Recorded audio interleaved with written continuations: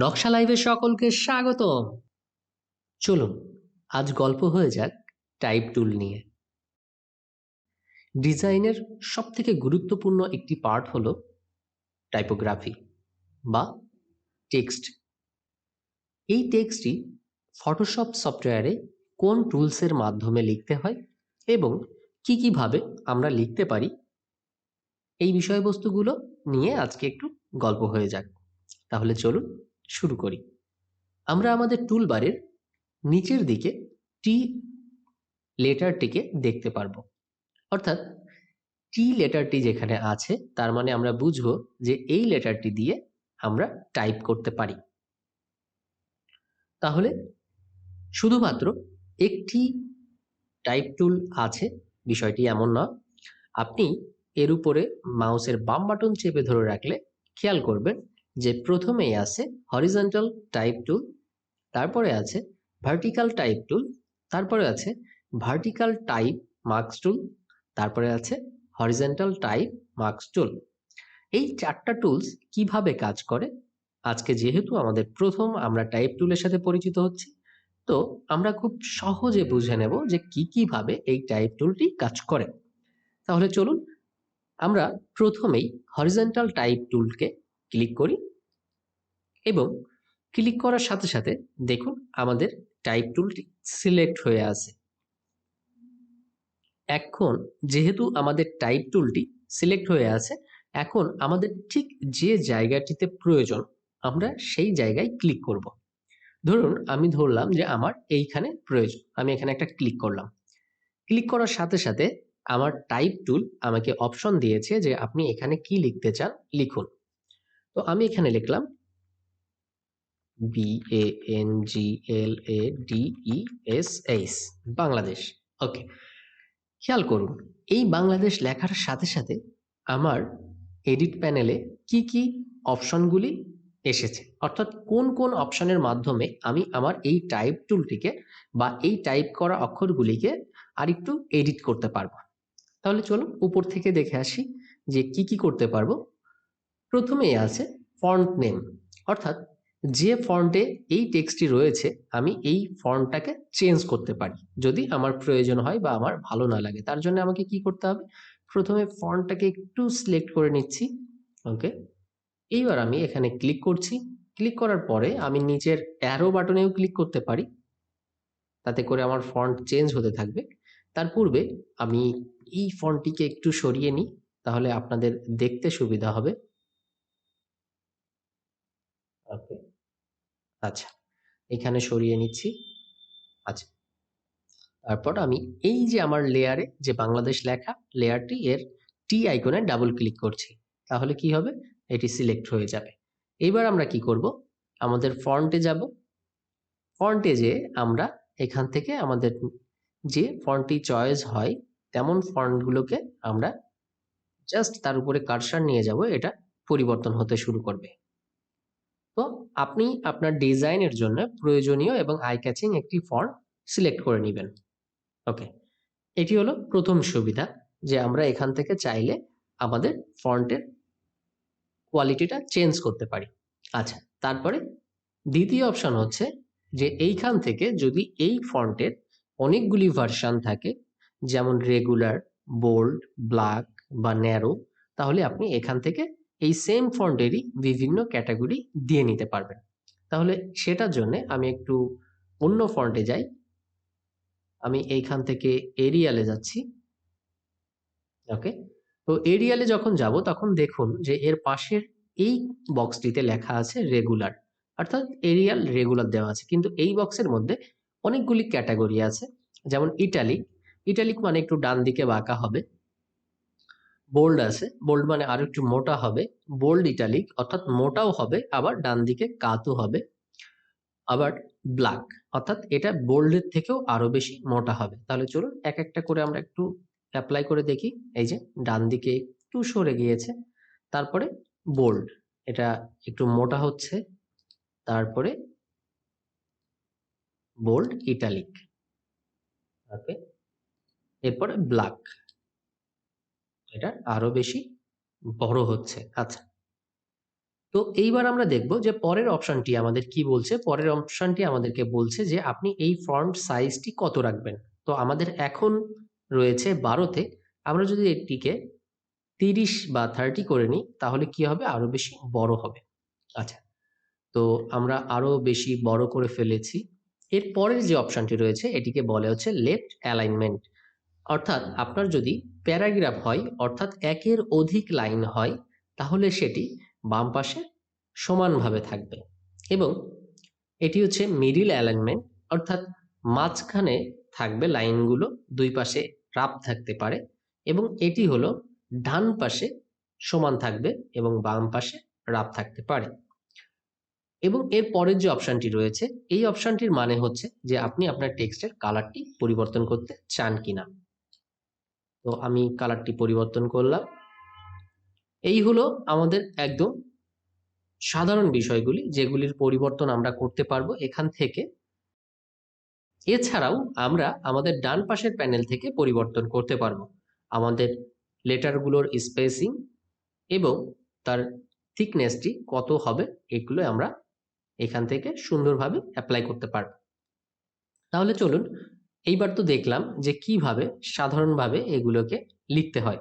যেহেতু ফটোশপে এর কোনো এরিয়া নির্ধারণ নেই, মাইক্রোসফট ওয়ার্ডের মতো করে যে একটা নির্দিষ্ট জায়গায় গেলে আবার নিচের লাইনে চলে আসবে, যেহেতু এই স্পেসিং এর জায়গাটি নেই, সেহেতু এখানে আপনাকে ডিসাইড করতে হবে যে কোন লেটারটি নিচে যাবে, কোন লেটারটি উপরে যাবে।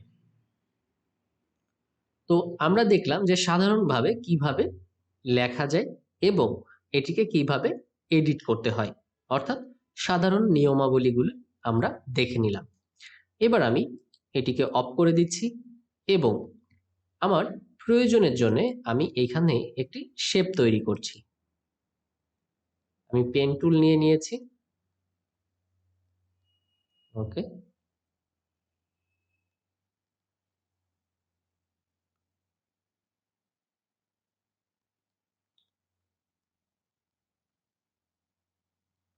ধরুন এটি আমার শেপ। কোনো একটি ডিজাইনের জন্য মনে হচ্ছে যে আমার এই শেপের মধ্যেই আমার টেক্সটগুলি রয়ে যাবে। তখন আমি কি করব, আমি পেন টুল দিয়ে তৈরি করা শেপ অথবা এখান থেকে কোনো ধরনের শেপ নেওয়ার পর আমি টুলবার থেকে হরিজন্টাল টাইপ টুলটিকে সিলেক্ট করব। সিলেক্ট করে এই টুলের যে কোনো একটি লাইনের জাস্ট এজ ধরে আমি এখানে ক্লিক করব। তাহলে দেখুন যে আমার যত টেক্সটই আপনি লেখেন না কেন তা এই এরিয়ার মধ্যে রয়ে যাবে এবং এই এরিয়াটি আর দেখা যাবে না।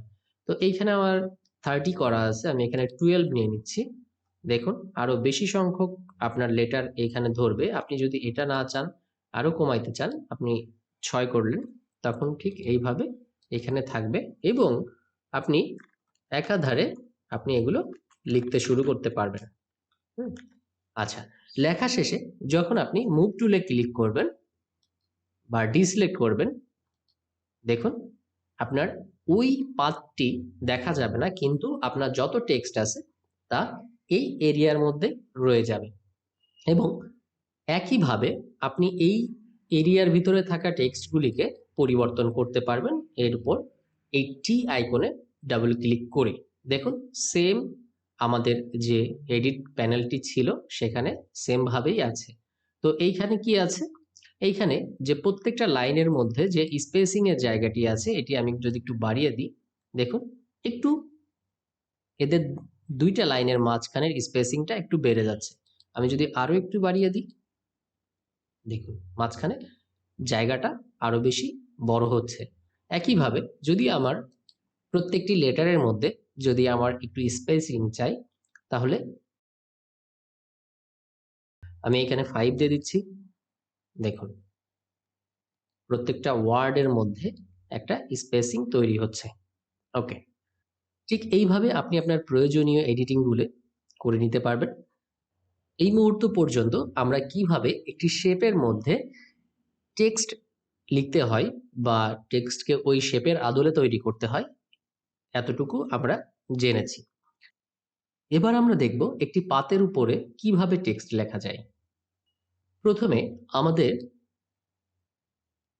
পেন টুল অথবা আপনি কোনো শেপ নিয়ে একটি পাত তৈরি করবেন।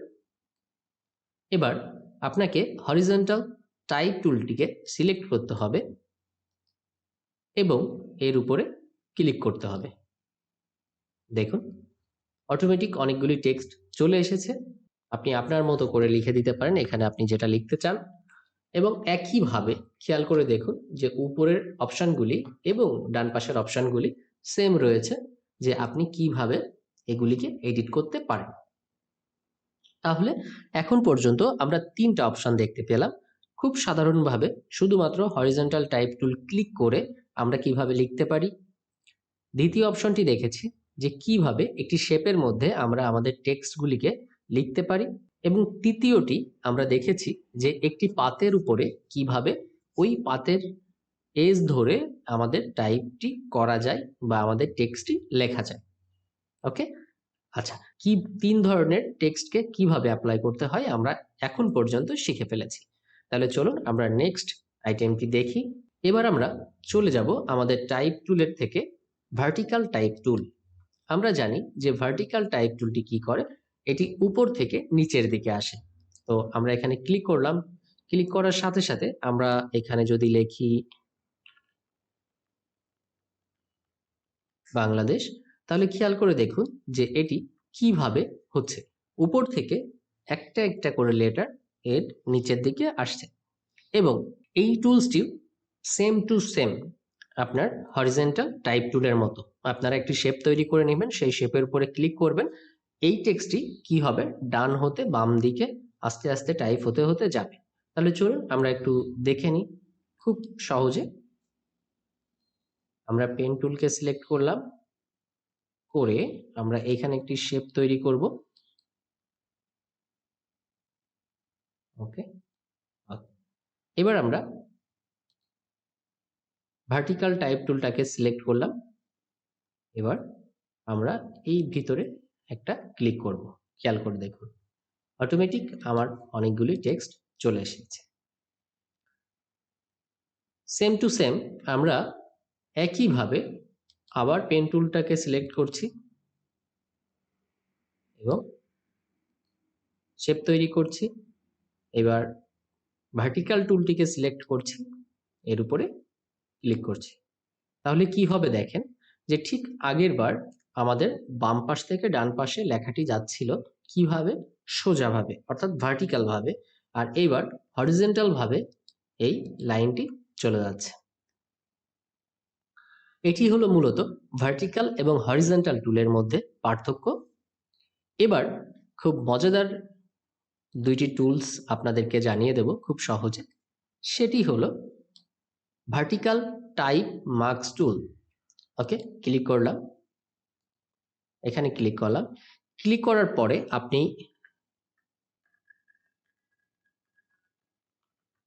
আপনি যে টাইপটি করবেন এটা আপনি ভিজুয়ালি দেখতে তো পারবেন, কিন্তু যখন আপনি এটিকে ডিসিলেক্ট করবেন তখন এটি একটি সিলেকশন তৈরি হবে, অর্থাৎ এটি একটি মার্কস তৈরি হবে, একটি সিলেকশন। আমি বাইরের দিকে ক্লিক করছি, আমি দেখুন এটি একটি সিলেকশন তৈরি হয়েছে। এই যে এখন আপনি চাইলে এই সিলেকশনটিকে যদি কাজে লাগাইতে চান তাহলে আপনি একটি নিউ লেয়ার নেবেন এবং এখান থেকে কালার অ্যাপ্লাই করে দিবেন। ঠিক এই সিলেকশন অনুযায়ী এই কালারটি বসে যাবে। তবে হ্যাঁ, এটি কিন্তু কোনো টেক্সট হিসাবে থাকবে না। খেয়াল করে দেখুন এটি কিন্তু ইমেজ হিসাবে থাকছে। এখানে ডাবল ক্লিক করলেও আমার এটা সিলেক্ট হবে না। ঠিক একই রূপ আমরা যখন হরিজন্টাল টাইপ মার্কস টুল ক্লিক করব তখন আমাদের একইভাবে আমাদের লেটারটি আসবে, এবং আমরা যখন সেটিকে ডিসিলেক্ট করব তখন সেটি ঠিক এইভাবে সিলেকশন তৈরি হবে, এবং একইভাবে আমরা এটিকে কালার অ্যাপ্লাই করতে পারি। তো এই ছিল টাইপ টুলের সাধারণ ব্যবহারগুলি। যখন আমরা প্রজেক্টে যাব এবং টুলগুলিকে আরো অ্যাডভান্স লেভেলের ব্যবহার করব টাইপ টুলগুলিকে, তখন আমরা আরো ভালোভাবে প্রত্যেকটা টুলকে বুঝতে পারবো। আশা করি এখন পর্যন্ত আপনারা যে যে ব্যবহারগুলি দেখেছেন সেগুলি প্র্যাকটিস করবেন এবং এই টুলসগুলির সাথে নিজেদেরকে মানিয়ে নেবেন। আমাদের সাথে থাকার জন্য ধন্যবাদ।